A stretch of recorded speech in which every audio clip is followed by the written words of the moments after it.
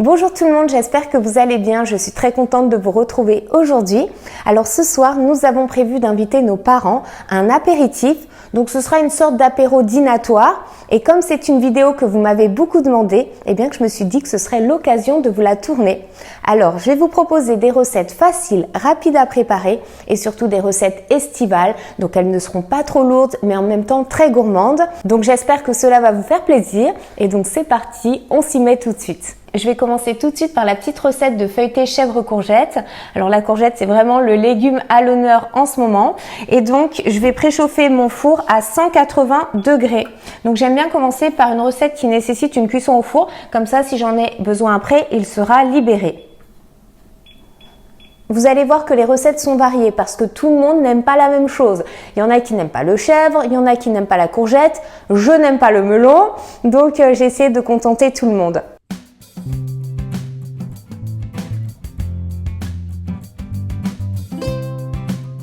La courgette, c'est la star de la saison. Comme je n'ai pas d'emporte-pièce, je vais utiliser tout simplement un verre et je vais découper 16 disques de pâte que je vais déposer sur la plaque de mon four recouverte d'un papier cuisson.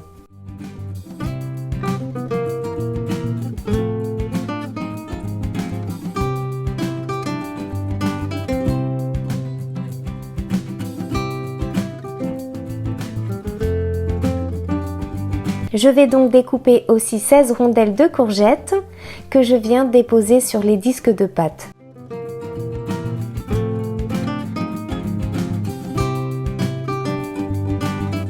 J'ajoute sur le dessus un petit morceau de chèvre,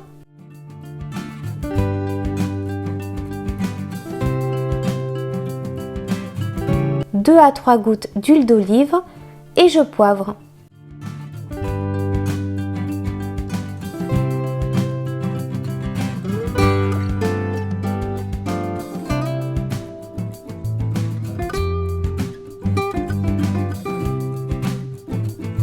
Donc voilà, la recette est terminée. Vous voyez, c'était très rapide. Je n'ai plus qu'à enfourner le tout pendant 30 minutes. Et ce sera bon. Et là, on va tout de suite attaquer avec une petite sauce à base de faisselle aux herbes. Donc, je pense que c'est une petite spécialité lyonnaise. Je ne suis pas sûre. N'hésitez pas à me dire les Lyonnais. Et surtout, dites-moi si je la réalise bien. Et si ce n'est pas le cas, n'hésitez pas à me partager vos petits secrets. Donc, je vais la faire tout de suite. Comme ça, je pourrai la réserver au frais.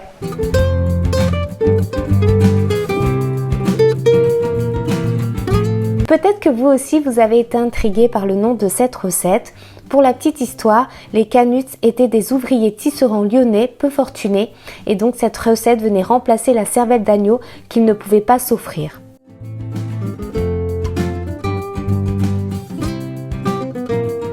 Alors dans un saladier, je mélange les faisselles égouttées,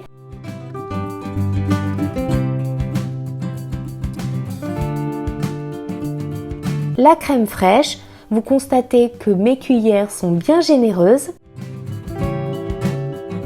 Les échalotes que je viens de hacher, l'ail et la ciboulette ciselée.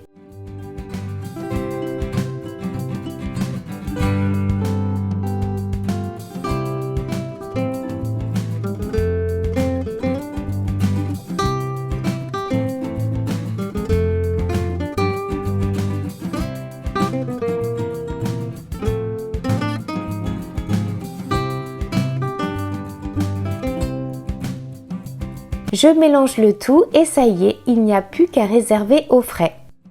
Plus tard, pour accompagner cette petite recette, je découperai des bâtonnets de légumes.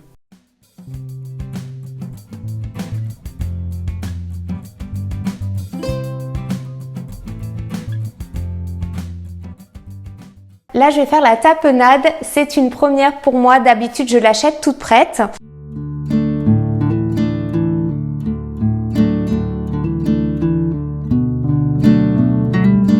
Si vous choisissez bien les olives dénoyautées et non les entières comme j'ai fait, cette recette est encore plus rapide que la précédente car il suffit de mixer tous les ingrédients ensemble.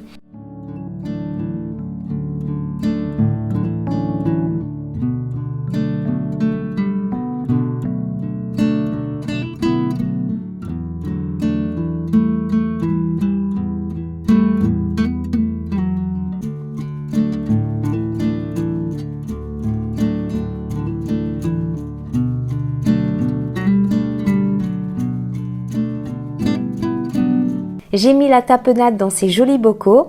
D'ailleurs, je vous invite à consulter ma barre d'informations car je vous ai mis des références produits et vous aurez aussi la liste des ingrédients de chaque recette.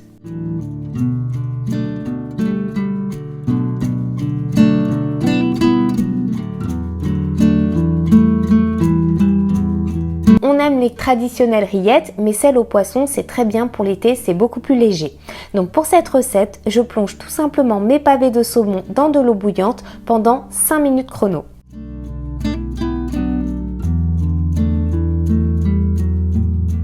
Et pendant ce temps-là, je vais en profiter pour couper en petits morceaux mon saumon fumé.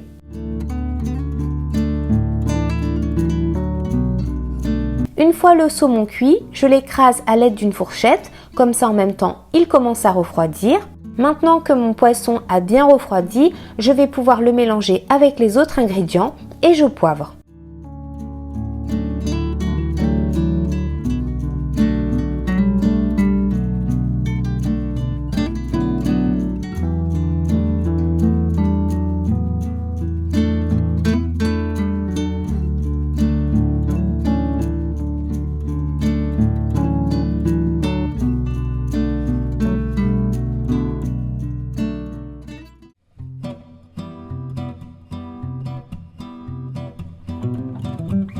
Alors je râpe le comté, vous pouvez l'acheter directement râpé, mais je préfère choisir mon morceau de comté, sachant que finalement c'est très rapide à faire. Alors je malaxe la farine, le beurre, le comté et les graines de cumin ensemble. Aussi très important, je vous invite plutôt à choisir des graines entières de cumin pour vraiment libérer tout son arôme. Vous savez, lorsque vous allez croquer dans le biscuit, sentir tout l'arôme de la graine, ça change tout. C'est vraiment le petit ingrédient qui fera toute la différence et surtout la subtilité du sablé. Ensuite, je forme un gros rouleau avec ce mélange, donc je fais un gros boudin et je vais laisser le tout reposer pendant 30 minutes au réfrigérateur. Comme ça, ce sera beaucoup plus simple à découper après.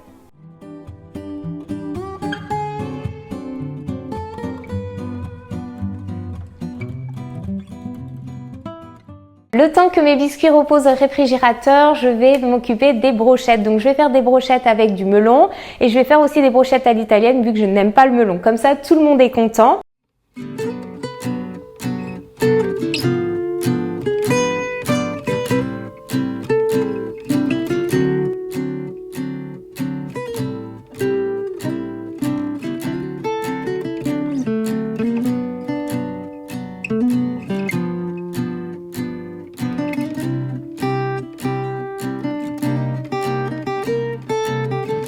Je monte tout simplement les brochettes en alternant une feuille de basilic, une boule de mozzarella, un morceau de melon et un dé de feta parsemé de baies pour la petite touche poivrée et décorative.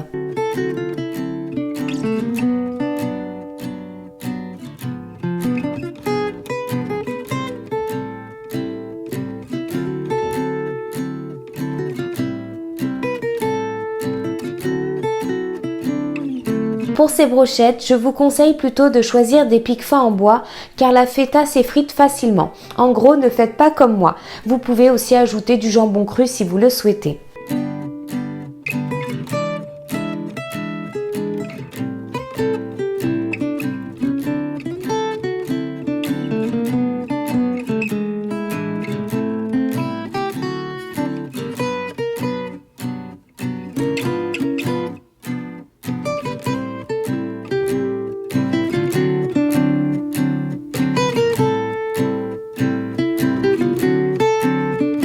Avec ces brochettes, pas de problème de pic. Cette fois-ci, j'alterne une tranche de carpaccio pliée, une demi-tomate cerise et une bille de mozzarella. Je termine par arroser les brochettes avec un mélange d'huile et d'origan.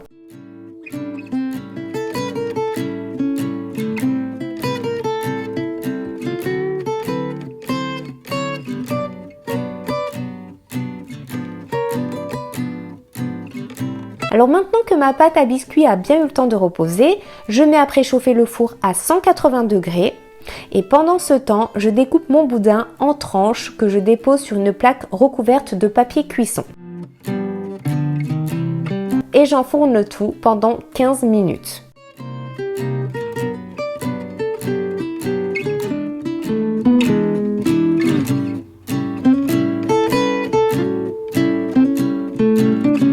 Pour cette recette, je vais réutiliser le carpaccio et aussi la tapenade que je viens de faire. Je mélange l'huile d'olive avec le basilic que j'ai ciselé très grossièrement. Mais c'est parfait pour le goût. Quand c'est un petit peu épais, c'est aussi très bon.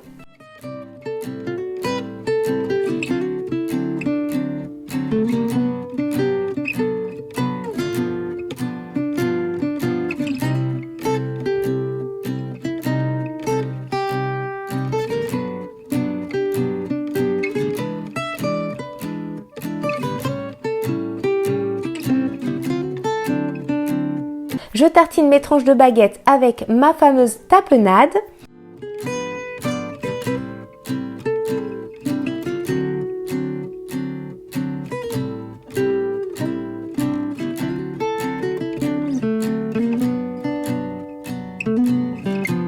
J'ajoute une tranche de carpaccio.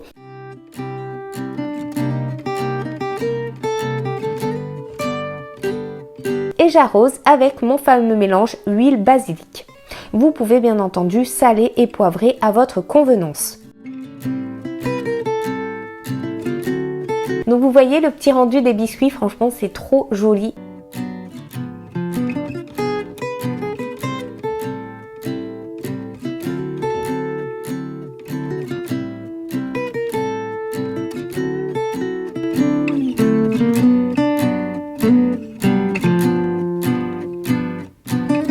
Je mets mon four à préchauffer à 180 degrés. Je retire la peau du boudin. Alors celui-ci vient du boucher, hein. Vous savez, moi j'achète ma viande chez le boucher. Et je dois vous l'avouer, il est beaucoup plus difficile à écraser.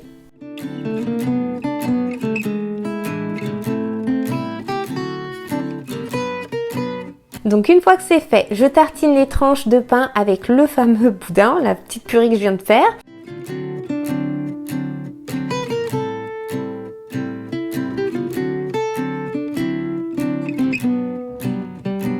Et j'enfourne le tout pendant 10 minutes. Et pendant que tout cela cuit, je continue avec la dernière recette.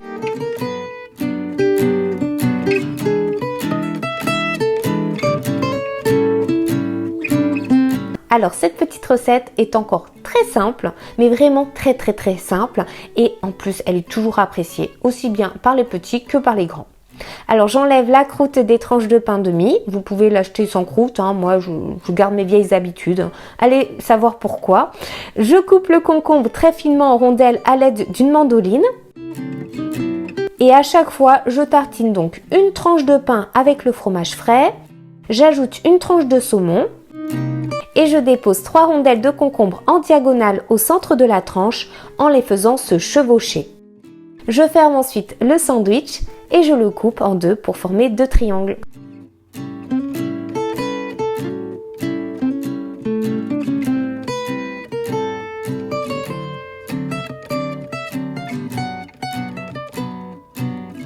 On reprend la petite recette de crostini. Alors maintenant que les tranches ont un peu tiédi, j'ajoute les grains de raisin coupés. On enlève les petits pépins, c'est beaucoup plus agréable pour nous et pour les invités.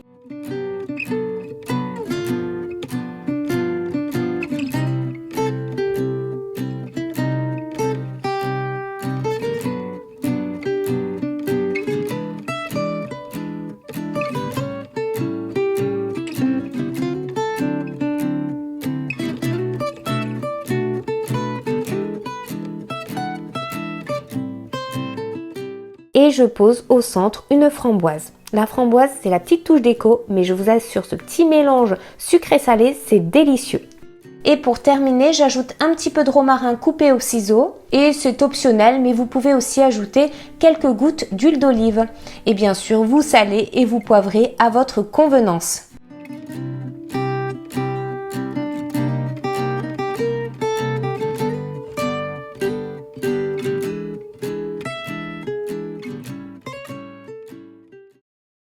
Donc voilà pour les 10 recettes apéritives de l'été, j'espère que vous avez apprécié cette vidéo. En tous les cas, ici nous nous sommes régalés.